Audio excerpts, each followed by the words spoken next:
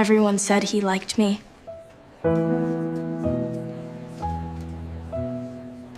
He said my name out loud, again and again. The best kind. Yeah, I like her. No one got jealous. No one took it seriously.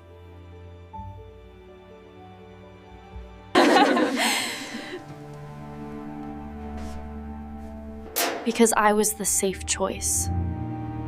That's when I realized he never meant it. And that's when I stopped protecting him.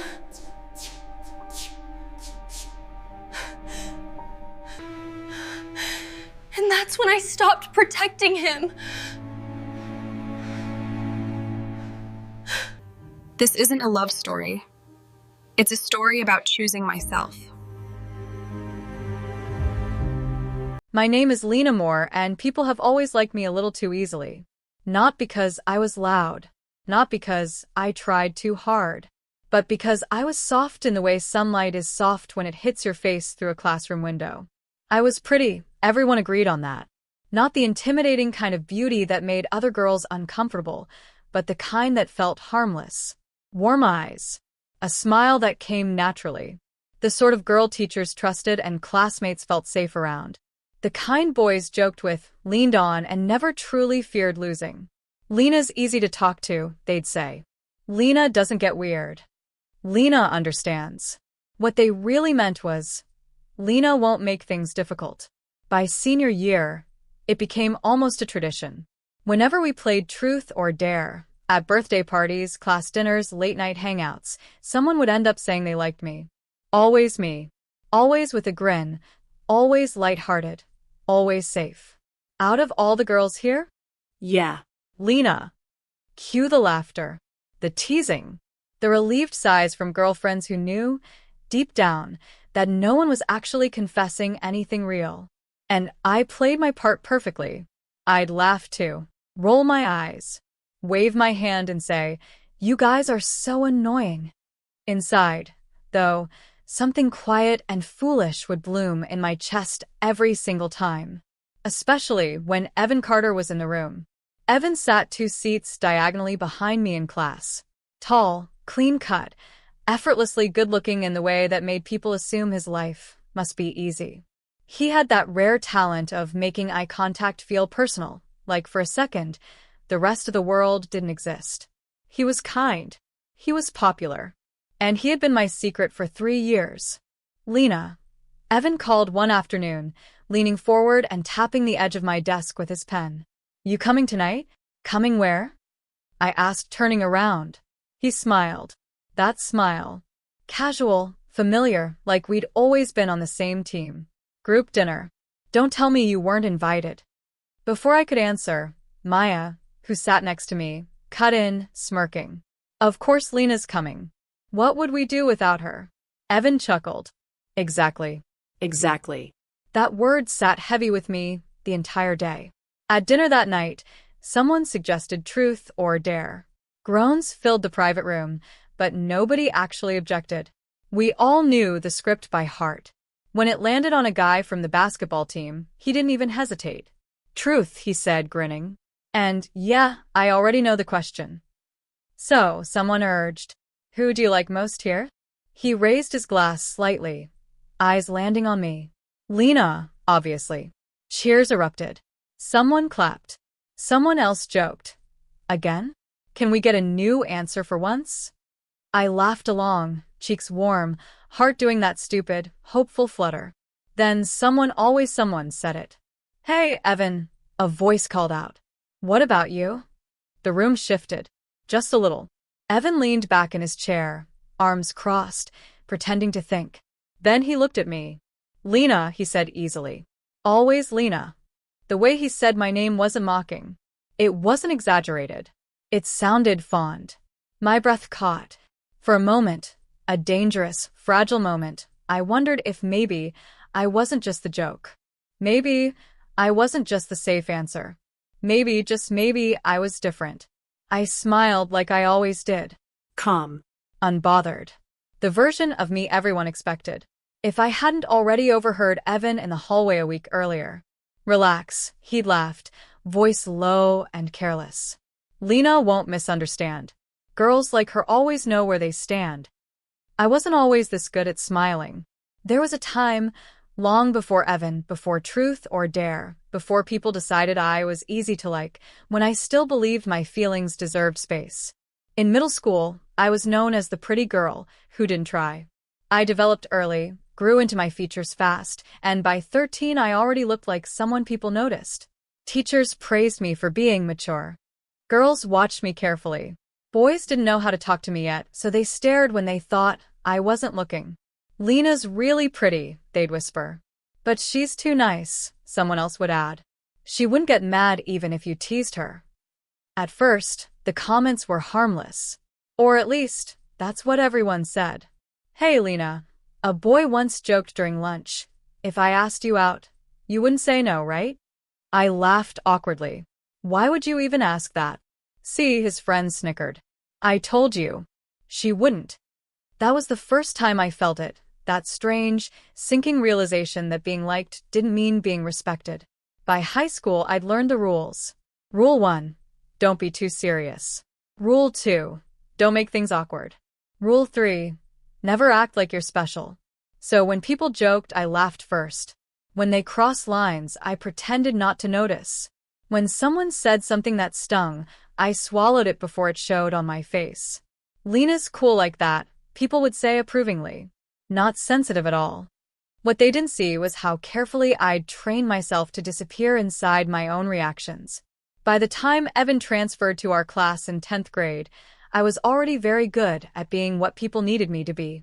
He arrived on a rainy Monday, hair slightly damp, uniform crisp, smile easy. The entire classroom buzzed like someone had turned the volume up too high. That's Evan Carter, Maya whispered to me, eyes wide. He transferred from Westbridge. Apparently, half the girls there cried. I glanced back at him without thinking, and our eyes met. He smiled. Not the polite smile people give strangers. A real one. Warm. Direct. My heart did something small and traitorous. From that day on, Evan existed everywhere. Girls found excuses to pass his desk.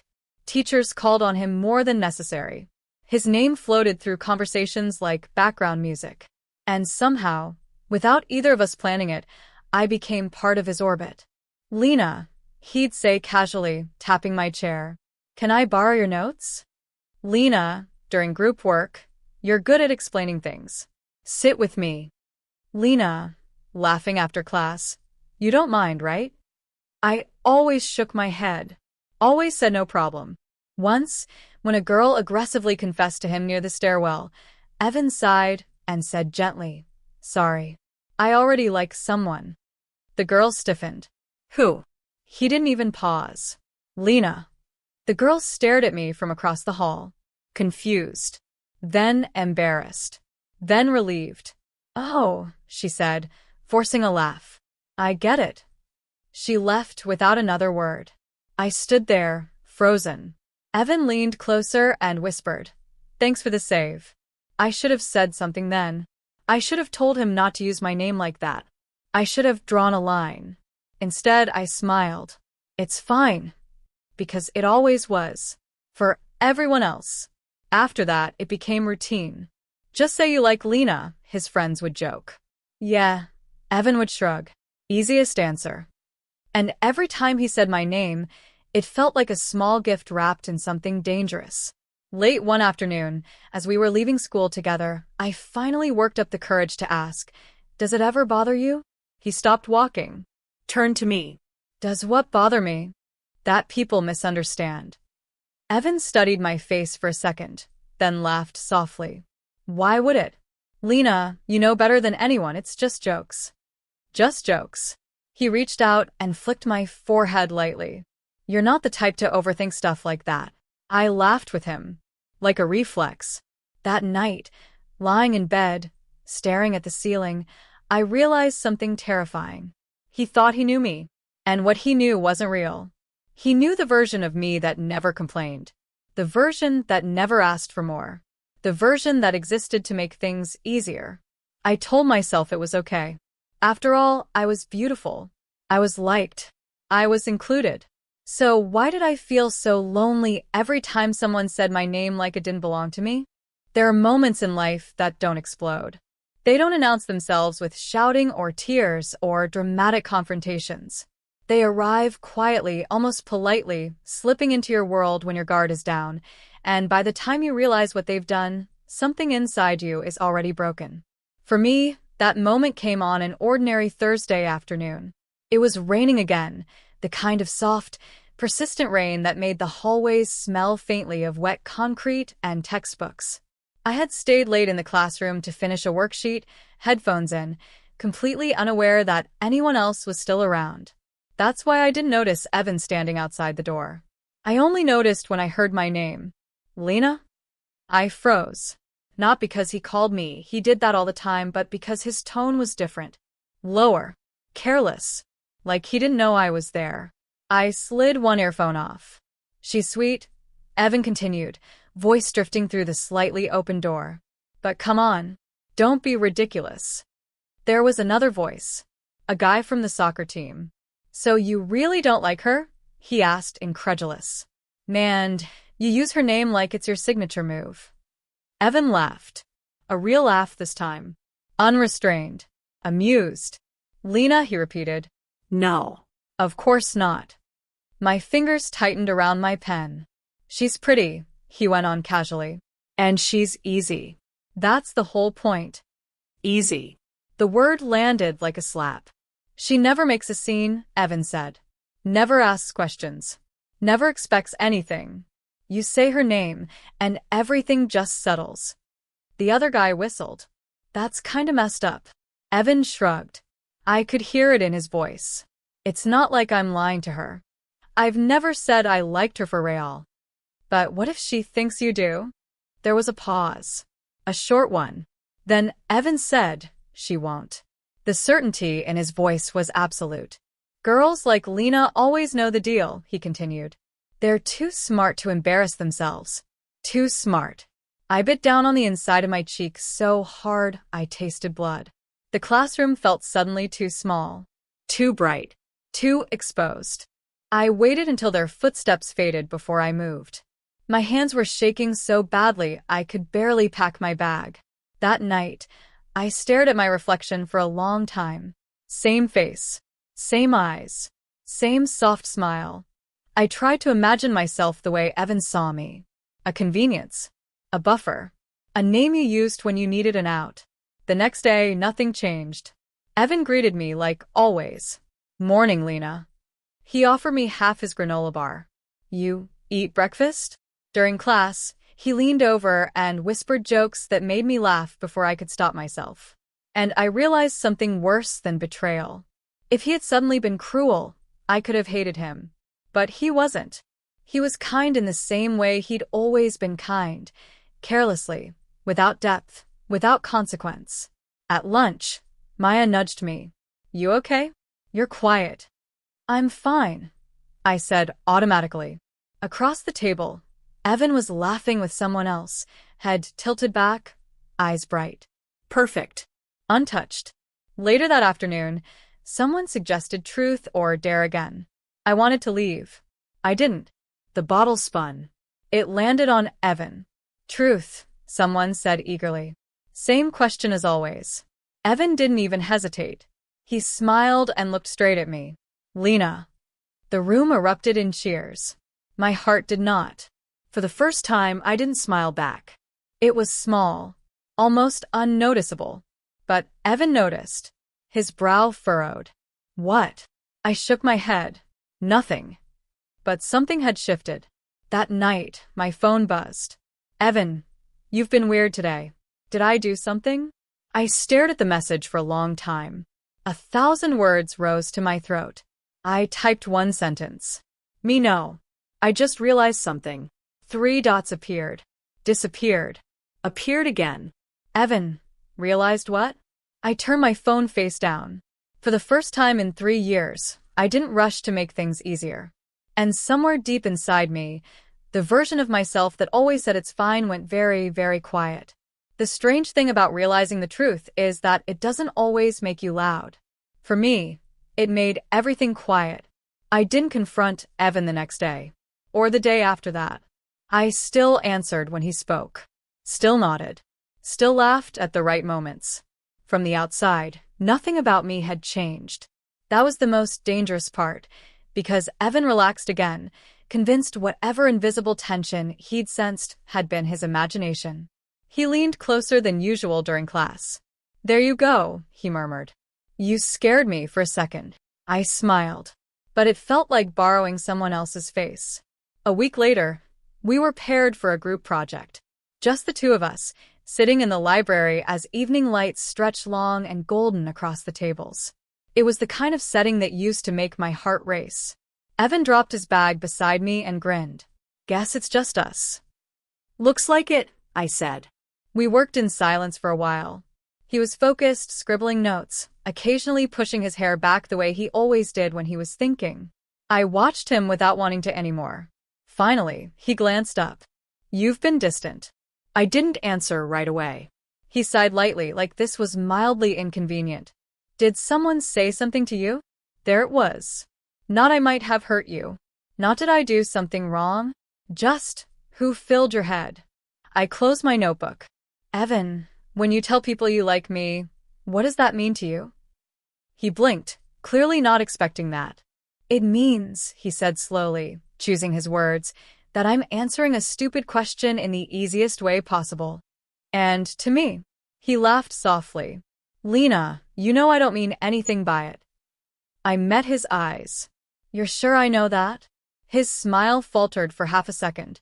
Then it came back, gentler, warmer, practiced. "Come on. You're not like that. You don't get caught up in nonsense." There it was again. That invisible cage he'd built for me. I nodded. "Right." Relief washed over his face immediately. Too immediately. "That's what I thought," he said, reaching out to ruffle my hair like he always did. "I knew you'd understand." Something inside me recoiled. I stood up. "I'm going to get water." When I came back, Evan was texting someone, smiling down at his phone. He didn't notice the way my hands were shaking. That night, Maya called me. "You and Evan okay?" she asked carefully. "People are saying you two seemed weird." I stared at my ceiling. "Maya, do you think it's possible to like someone and still use them?" She was quiet for a long moment. "Lina," she said finally, "who hurt you?" I didn't answer, because the truth was harder than that. No one had hurt me. They just assumed I would endure. The next time we played Truth or Dare, it landed on Evan again. Someone grinned. Same question. Evan opened his mouth. For the first time ever, I spoke before he could. "Don't," I said quietly. The room went silent.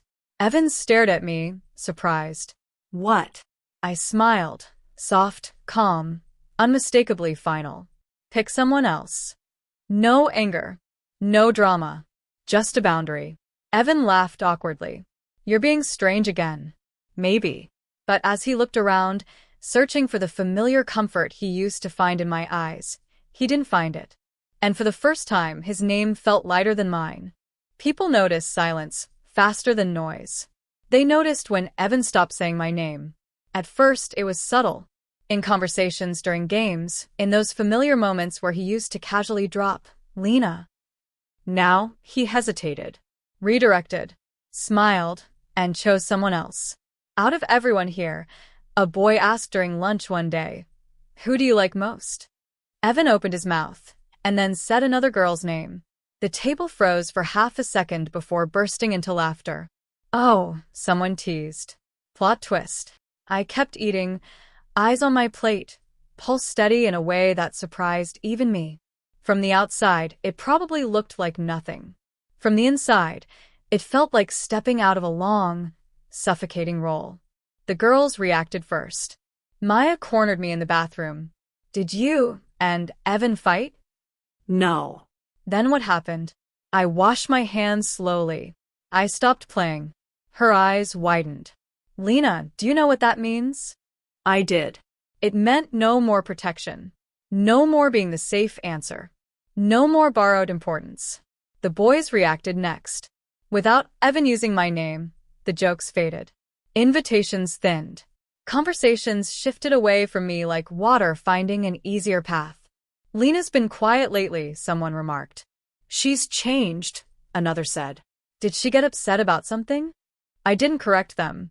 For the first time in years, I let myself be misunderstood. Evan, on the other hand, did not take the change well. He started showing up everywhere I was. You didn't answer my text, he said one afternoon, leaning against my desk. I saw it, I replied. And I didn't feel like replying. His jaw tightened, just slightly. Since when? Since I realized kindness without respect is just another form of control. But I didn't say that. Instead, I met his eyes calmly. Since now. He laughed, sharp this time. You're acting like I did something to you. I tilted my head. Did you? For a split second, the mask cracked. Then he scoffed. You're overthinking. You always do this when you get in your head. Always. Like he'd memorized a version of me and refused to update it. Evan, I said gently, you don't get to tell me who I am anymore. The words landed heavier than I expected. He stared at me, then laughed again louder. Wow. Okay. Guess you're going through something. He walked away. That night, my phone buzzed nonstop. Evan, you're making things awkward for no reason. Evan, people are asking questions. Evan, I thought you were different. Different. That word used to feel like a compliment. Now it sounded like a warning. I didn't reply. Instead, I went for a walk alone. No music. No distractions. Just me and the quiet realization that being liked had cost me more than being lonely ever had. At school the next day, Evan didn't look at me. But people did. Not the curious, amused glances from before. These were assessing. Uncertain. They didn't know where to place me anymore. And neither did I. But for the first time, the emptiness didn't scare me. Because it was mine. Evan didn't lose me quietly. He lost me the way people do when they've mistaken access for ownership. It started with small things, things meant to remind me of what I was walking away from. He laughed louder when other girls talked to him. Made sure I saw the way they leaned in, the way their fingers brushed his arm. He answered questions with exaggerated charm, like he was performing for an audience of one. Me. It didn't work. So he escalated. One afternoon, during free period, he sat across from me without asking. You're punishing me, he said flatly. I looked up from my book. I didn't know I had that power. He frowned. Don't do that. Do what? Act like you don't care. I studied his face, really studied it for the first time without wanting his approval. I saw irritation under the charm. Confusion. A bruised ego struggling to understand how something so familiar had slipped away. You're right, I said calmly. I don't care the way I used to. Silence stretched between us. That's not fair, he said finally. I closed my book. Neither was assuming I'd stay. His breath hitched, just slightly. The rumors started soon after. She thought Evan liked her for real. She got attached and freaked him out. Pretty girls always think they're special. I heard them all. And for once, I didn't rush to correct the narrative. Let them believe what they wanted. Because I knew the truth. Then came the day everything broke open. Someone suggested truth or dare again. Last week of school, final hangout before graduation. The room buzzed with nostalgia, laughter sharp and reckless. The bottle spun. It landed on me. Truth, someone said eagerly. Since you've been so mysterious lately. My heartbeat was steady. Surprisingly so. What do you want to know? I asked. A pause. Then someone said, did you ever actually like Evan? Every head turned. Evan stiffened. For the first time, he looked unsure. This was the moment he'd always controlled. The question he'd never had to answer. I met his eyes. Yes, I said simply. I did. The room inhaled as one. Evan's mouth opened. Lina, but I continued, voice calm, unshaking. I liked the version of you I thought existed. Not the one who decided what I could feel for me. Silence. I smiled. Not the soft, accommodating smile they were used to, but something quieter, stronger. I'm not embarrassed, I added. I'm just done. Someone laughed nervously. Someone else cleared their throat. Evan looked like he'd been slapped. You're doing this on purpose, he said low. You know what people will think. I nodded. Yes. And you don't care? I met his gaze. No. For the first time, Evan Carter didn't have a comeback. The room slowly filled with sound again, but it felt different, like the script had been thrown away. That night, my phone buzzed once. Evan, you didn't have to say it like that. I stared at the message. Then typed back. Me. I didn't have to stay silent either. I turned my phone off, and in that quiet, something inside me finally stood up straight. The world didn't end after I told the truth. That surprised me the most. Monday came just like it always did. The bell rang. Teachers complained about deadlines. Students groaned and laughed and worried about exams. Life went on with an almost offensive normalcy. But something had changed. People didn't joke with me the same way anymore. They didn't use my name as punctuation in conversations. They spoke to me more carefully, some awkwardly, some with a new kind of respect they weren't sure how to show. Maya walked beside me between classes, bumping my shoulder lightly. You know, she said, that was kind of iconic. I smiled. It didn't feel iconic. It never does when you're the one doing it. Evan avoided me for 3 days. Then he didn't. He started watching instead. From across the classroom. From the hallway. From behind conversations he pretended not to be listening to. It was the look of someone realizing too late that what they'd taken for granted had never been guaranteed. I noticed and kept going. I joined a study group. I'd always been too busy accommodating others to join. I stayed after class to talk to teachers about my future instead of lingering in hallways waiting to be included. I laughed more freely, without checking who was watching. And something unexpected happened. People met me again.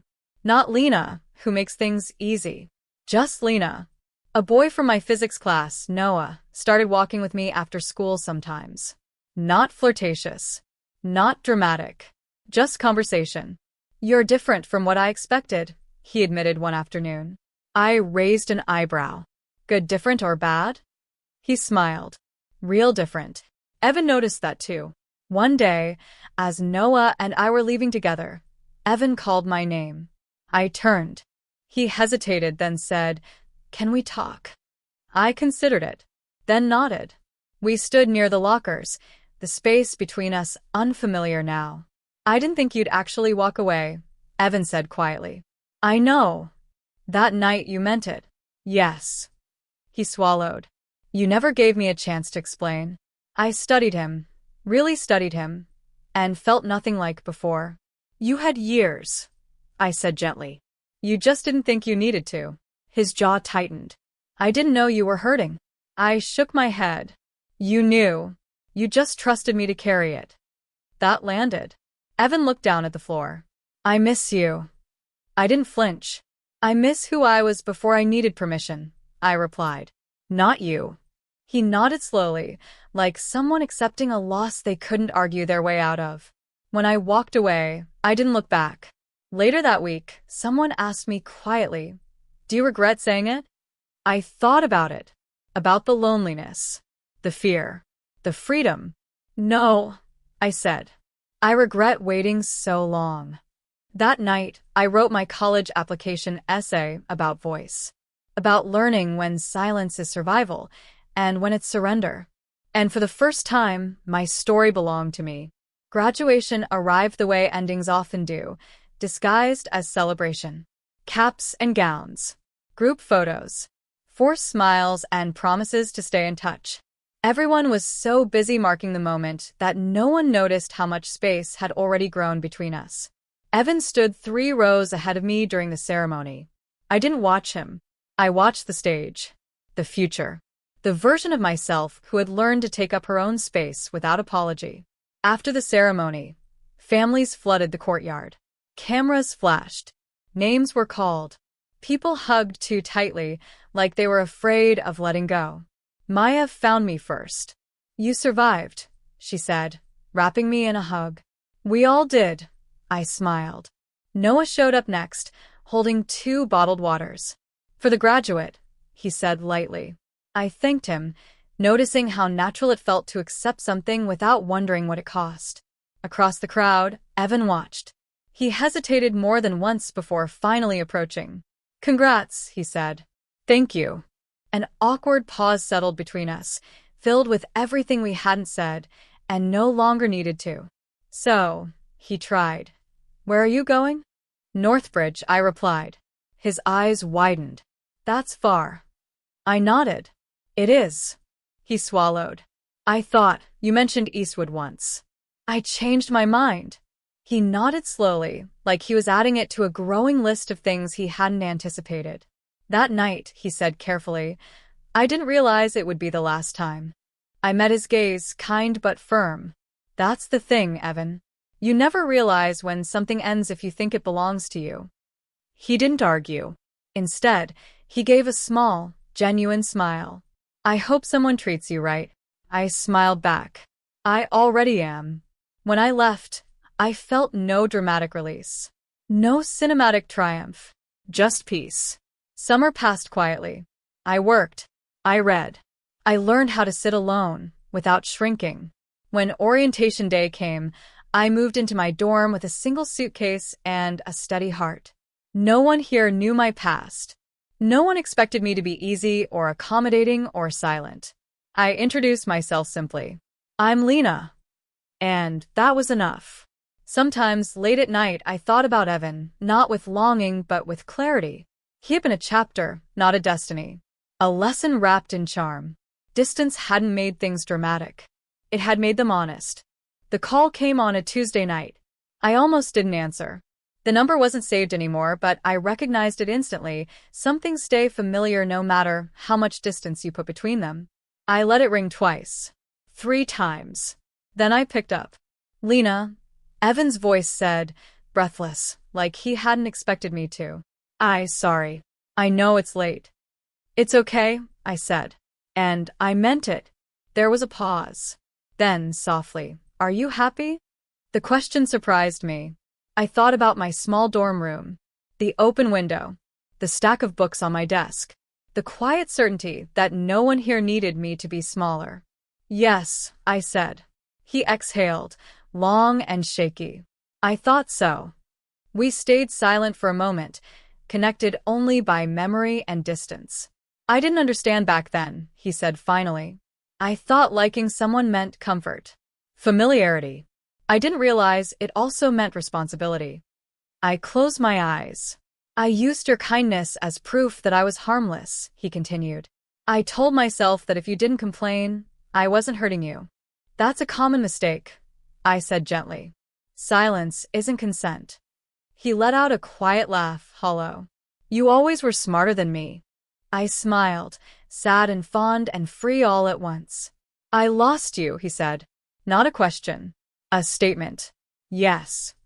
Do you ever think about what would have happened if I'd been braver? I considered it carefully. Sometimes. But then I remember I didn't need you to be braver. I needed you to be honest. Another pause. I'm sorry, he said. This time, it sounded real. Thank you, I replied. Not it's okay. Not I forgive you. Just thank you. Because an apology doesn't rewrite the past. It just acknowledges it. I won't call again, Evan said quietly. I just needed you to know that you mattered. That you weren't nothing. I opened my eyes, looking at the reflection of myself in the dark window. Calm. Whole. I know, I said. I always did. We said goodbye, without promises. After the call ended, I didn't cry. I didn't replay his voice or wonder what could have been. I went back to my desk and kept writing. Some stories don't end with reconciliation. They end with recognition. There's a particular kind of love story people like to tell. The kind where a girl is patient long enough, kind enough, quiet enough, and one day, someone finally realizes her worth. This was not that story. This was the story of a girl who stopped waiting to be chosen. At Northbridge, no one knew my past. No one called my name like it was a convenience. No one mistook my kindness for permission. I spoke when I wanted to. I said no when I meant it. I laughed without checking the room first. And slowly, the world adjusted. Sometimes, in group conversations, someone would look at me and ask, "What do you think?" Not because it was easy, but because it mattered. I learned that being beautiful doesn't mean being available.